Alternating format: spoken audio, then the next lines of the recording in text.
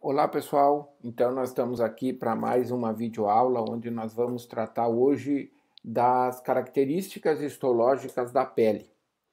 Nesse primeiro slide aqui, a gente já consegue ver a primeira grande divisão desse órgão, que é o nosso maior órgão, que tem em média 2 metros quadrados, se esticado.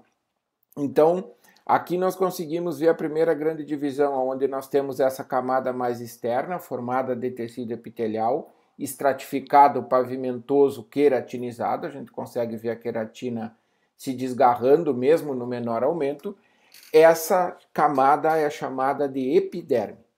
Essa camada aqui de tecido conjuntivo, onde estão embebidos, imersos os anexos da pele, e esses anexos vão variar conforme o local que foi obtido a amostra. Essa camada, então, é a derme, epiderme, derme. E essa camada aqui, onde nós temos, que é rica em tecido adiposo unilocular, aqui nós temos a hipoderme, que já não faz parte da pele, ou seja, funcionalmente não é pele. Bom, é lógico que aqui a ideia é nós focarmos nos aspectos morfológicos, nós não vamos entrar em muitos detalhes da funcionalidade que é tratado em outros momentos. Bom, então colocando um aumento um pouco maior nessa imagem, nós conseguimos observar com mais detalhes, primeiro, as várias camadas que formam esse epitélio e os diferentes tipos de anexo que aparecem aqui. Na maior parte da nossa pele, os anexos que nós vamos ter é esses que estão aqui. Isso aqui é um corte do couro cabeludo. Então, nós temos pelos, nós temos glândulas sebáceas e glândulas sudoríparas. Então, esses são os anexos da pele mais comuns que nós vamos encontrar. A ideia agora, então, nós vamos olhar um pouco dos anexos da pele, nessa lâmina aqui. Depois nós vamos estudar a epiderme com um pouco mais de detalhe. Bom, então a primeira coisa que nós vamos ver aqui são as glândulas sebáceas.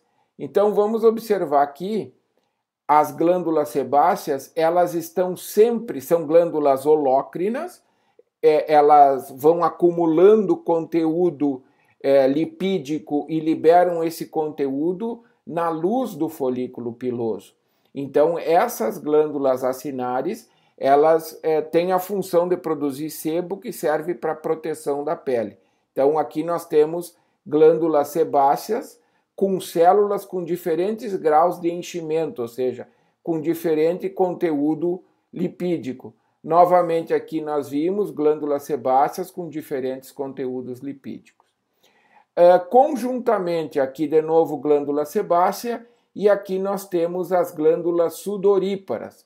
As glândulas sudoríparas são glândulas tubulares enoveladas, então o que nós estamos vendo aqui é um tubo cortado transversalmente, seria um novelo de tubos cortados transversalmente, por isso que ele aparece com esse aspecto. Lembrando que a função da substância produzida, ou seja, do suor, é termorregulação. É através da evaporação regular a temperatura. A maior parte das glândulas sudoríparas, secretam o seu conteúdo na superfície da epiderme. Então, por exemplo, aqui nós vemos um ducto de glândula sudorípara. Então, ela está aqui embaixo produzindo, aqui nós temos mais glândula sudorípara, produzindo suor e secretando na superfície da epiderme.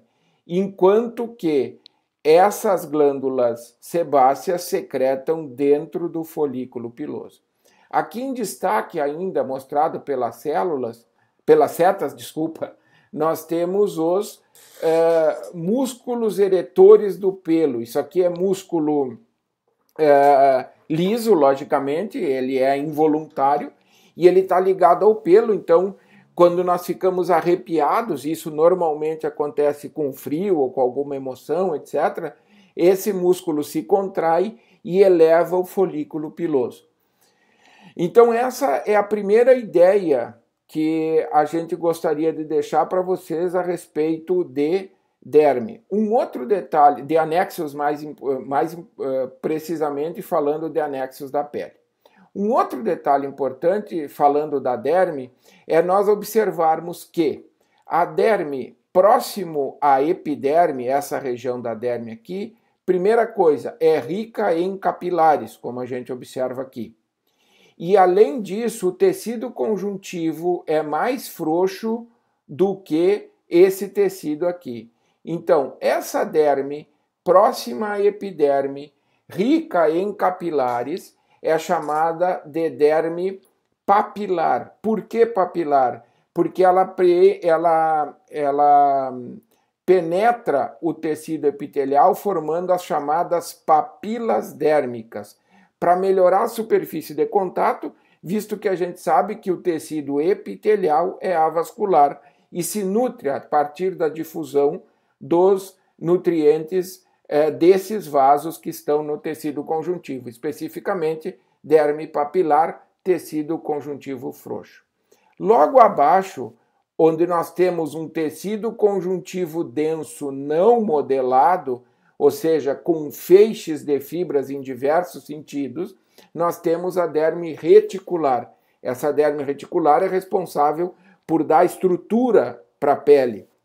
Com o passar dos anos, a redução da funcionalidade dos fibroblastos, por exemplo, faz com que esse tecido conjuntivo diminua a sua rigidez devido à diminuição da produção de colágeno, pela diminuição da atividade dos fibroblastos, principalmente, e aí a pele se torna flácida. Então, a flacidez da pele é resultado da diminuição da consistência, digamos assim, dessa derme reticular, tá? Bom, continuando a nossa jornada pela pele, agora nós vamos falar da epiderme especificamente. Aqui é um outro corte histológico. Observem que essa pele é muito mais espessa, ou seja, dependendo do lugar que se faz o corte, a pele pode ser fina. Por exemplo, se eu pegar da parte interna do antebraço, do próprio braço, a parte interna da perna, o próprio lábio, tudo é pele mais fina, com menos queratina. E essa quantia de queratina que a gente vê aqui, ela também é regulada pelo tipo de fricção, pelo tipo de estímulo que a epiderme tem. Bom, olhando especificamente a epiderme, que é o nosso foco nessa lâmina aqui, nós vamos ver que ela é composta principalmente pelos chamados queratinócitos, que compõem 80% ou mais da epiderme. Esses queratinócitos são as células responsáveis por produzir queratina, que é a principal característica da pele. E eles estão organizados em camadas com funções diferentes. Então vamos começar pela porção mais basal, lembrando, tecido conjuntivo, membrana basal. Essa região mais basal, ou seja, esses queratinócitos que estão mais próximos à membrana basal que nós vemos aqui, são os queratinócitos responsáveis pela reposição. Como qualquer tecido epitelial, a nossa pele se renova ao redor de 4 semanas. Então, uma célula que está nascendo hoje aqui, ela vai descamar lá na superfície da queratina daqui a 4 semanas. Então, a reposição ela é feita pela camada basal dos queratinócitos. Bom, um pouquinho mais acima, nessa região aqui, nós vamos colocar um aumento um pouco maior aqui, dá para se ver a chamada camada espinhosa dos queratinócitos.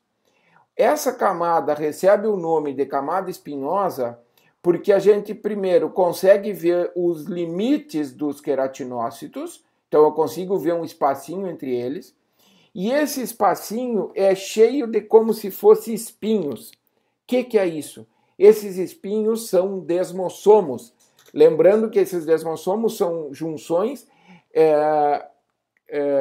que têm função de distribuir força física. Isso quer dizer que se eu pressiono a minha pele em um determinado lugar, essa força vai se distribuir através desses desmossomos e isso aumenta a capacidade de resistência do epitélio da minha pele, ou seja, aumenta a capacidade através desse aumento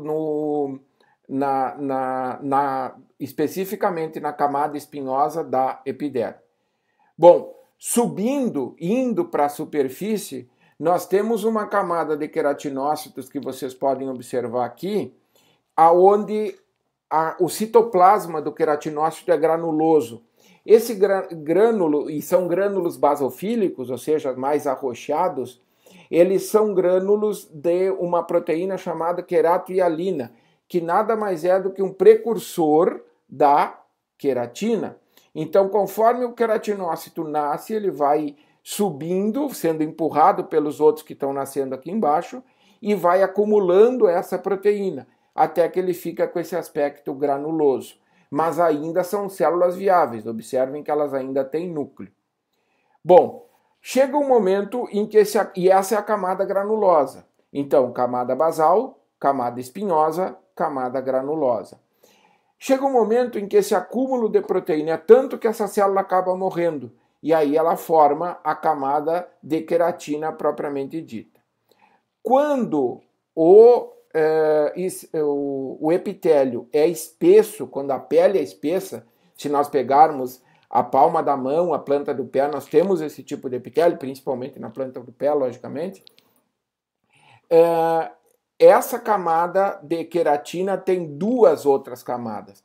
Essa aqui mais próxima é a chamada camada lúcida, observem que ela é mais clara um pouquinho, enquanto que essa outra camada mais espessa é a camada córnea.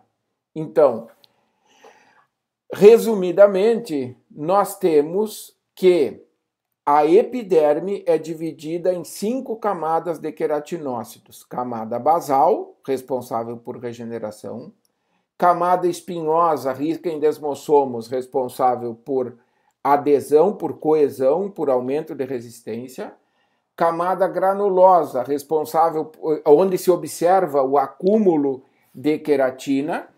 E camada lúcida, quando existir, e depois a camada córnea. Então, todo o epitélio vai ter camada córnea.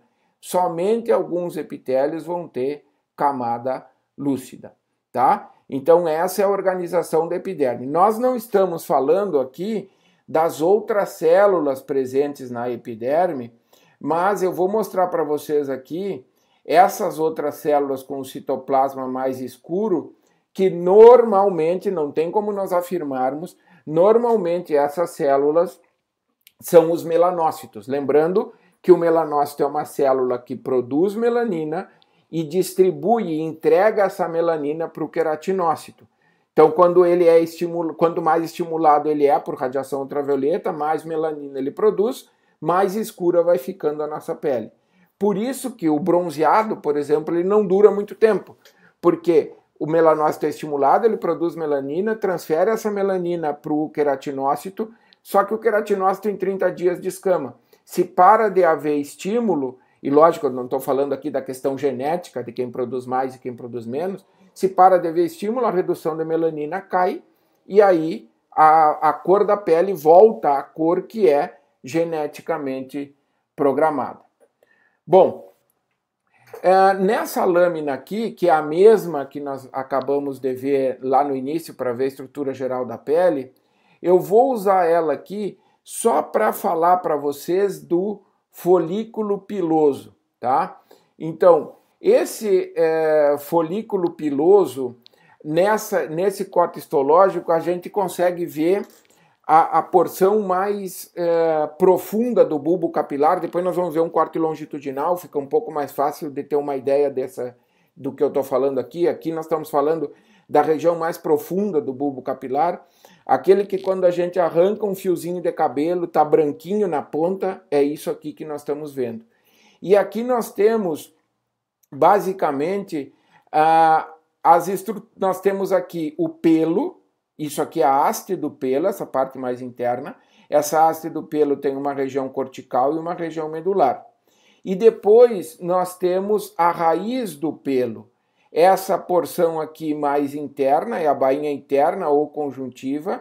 essa porção mais externa é bainha externa ou bainha epitelial. E essa aqui é a membrana hialina, que alguns livros trazem, ou membrana vítrea também. Então, basicamente, o que nós temos aqui é a estrutura da raiz do bulbo, da porção mais interna do bulbo capilar, ou seja, da raiz do pelo. Nesse outro slide aqui, para que a gente veja um pouco mais, para que se tenha a noção ampla do todo, o que nós temos nesse slide aqui é basicamente um pelo cortado. Isso aqui também é do folículo do couro cabeludo, tá? E nós temos pelos cortados longitudinalmente aqui. Então, diferente daquele lá, esses todos são cortados longitudinalmente. Então, o que nós estávamos vendo lá é essa porção aqui do bulbo, a porção mais interna do pelo. Só que, especificamente nesse bulbo capilar aqui, nós conseguimos ver essa estrutura, que é justamente a estrutura responsável pela multiplicação dos queratinócitos. Então, isso aqui é a chamada papila dérmica, que fica dentro do bulbo capilar. Observem, ela é bem vascularizada, nós temos várias hemácias aqui, e daqui é que ocorre a mitose dos queratinócitos que vão formar o pelo, que vão morrer e formar o pelo, num processo muito similar ao que nós acabamos de ver no epitélio. Outro detalhe importante para se observar, que certamente esse aqui é um pelo escuro. Por que eu estou dizendo isso? Porque nós vemos grande quantidade de melanina aqui. Então aqui também, além dos queratinócitos, tem os melanócitos, que são responsáveis por dar a cor para o pelo. Conforme nós vamos envelhecendo, esses melanócitos vão se tornando afuncionais, aí o pelo fica branco. Geneticamente, nós somos programados a ter mais ou menos melanina no pelo. Então, nós temos cabelos mais claros e cabelos mais escuros. E quando se faz, por exemplo, depilação a laser ou depilação com luz, o foco dessas técnicas é justamente destruir essa papila dérmica. Então, aquela luz é absorvida pela melanina, há um aumento de temperatura e essas células morrem. No momento em que essas células morreram, o pelo não cresce mais. Então, isso também é geneticamente programado, por isso que principalmente homens começam a perder o cabelo com o passar do tempo. Bom, então recapitulando muito rapidamente antes da gente passar para a última lâmina. Nós vimos a estrutura da epiderme, vimos a estrutura da derme, vimos a estrutura dos anexos da pele. Tá? Aqui de novo, glândula sudorípara, glândulas sebáceas, glândulas sudoríparas, glândulas sebáceas, glândulas sudoríparas. Glândulas sebáceas, observem aqui, sempre próximo ao folículo piloso, onde ela desemboca. Glândula sudorípara, que desemboca lá na superfície da epiderme. A derme reticular e lá a derme papilar. Bom, essa última lâmina vai nos servir para nós vermos dois das diversas terminações nervosas que estão na derme, dois receptores sensoriais. Isso aqui é um corte histológico de uma região da ponta de um dedo, que é extremamente sensível, e nós vamos ver duas estruturas neurais que tem aqui, responsáveis tanto pelo toque leve, superficial, quanto pelo tato mais profundo. Então nós vamos ver que dentro das papilas dérmicas, nessa região aqui, ou seja, nas regiões de pele mais sensíveis, nós vamos ter estruturas chamadas corpúsculo de Meissner, que aqui nós temos um exemplo. Então observem aqui, só para vocês terem uma noção mais espacial, esse corpúsculo ele fica dentro das papilas dérmicas. Esse é o corpúsculo de Meissner, um exemplo. Nós temos nessa lâmina outros exemplos, então observem que eles estão distribuídos por todo as papilas dérmicas quando nessas regiões. E além dos corpúsculos de Meissner, nós temos nessas lâminas também, e principalmente nessas regiões mais sensíveis, os corpúsculos de Pacini, que observem aqui nós temos um. Se nós olharmos mais profundamente, aqui um corte transversal, aqui nós temos dois corpúsculos de Pacini em corte um pouco mais longitudinal. Tanto o corpúsculo de Meissner quanto o corpúsculo de Pacini, basicamente, eles são compostos por uma fibra neural, ou seja, um axônio não mielinizado aqui no centro, rodeado, e aí vocês veem que parece uma cebola cortada, por várias camadas de células de Schwann. Então, quando há um estímulo no epitélio, essas terminações nervosas são sensibilizadas e transmitem isso para o nosso sistema nervoso central. Então, recordando, corpúsculos de Pacini, que estão colocados mais profundamente na derme, que ambos são mecanorreceptores, são responsáveis por sentir a pressão. Então, os corpúsculos de Pacini mais profundo e os corpúsculos de Meissner mais próximos dentro, melhor dizendo, das papilas dérmicas, tá? Então, o que nós tínhamos para falar sobre a parte morfológica da pele seria isso, e espero encontrá-los em uma videoaula subsequente.